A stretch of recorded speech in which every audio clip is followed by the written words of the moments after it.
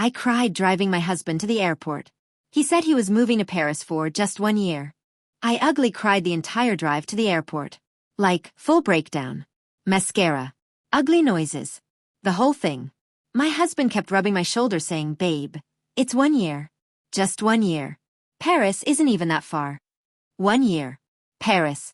A dream position at some architecture firm. The opportunity he'd been working toward his whole career. He showed me the offer letter. The salary. The apartment the company was renting for him near the 11th arrondissement. I was so proud of him. I kissed him goodbye at departures. He held me for a long time. Whispered that he'd count the days. I drove home alone and cried some more. He landed. He called.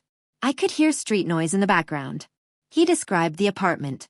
The smell of the bakery downstairs. How he already missed me. Everything felt real. For about 3 weeks, everything felt completely real.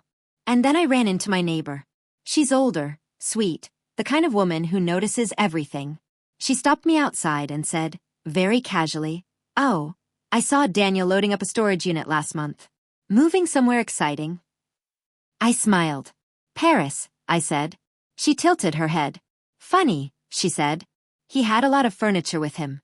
I went home and sat very still for a while. Then I called the architecture firm in Paris. "I speak a little French." "Enough."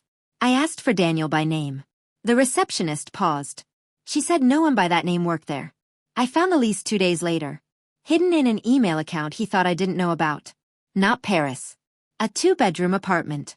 40 minutes away. Signed 6 weeks before his flight. The storage unit wasn't storage.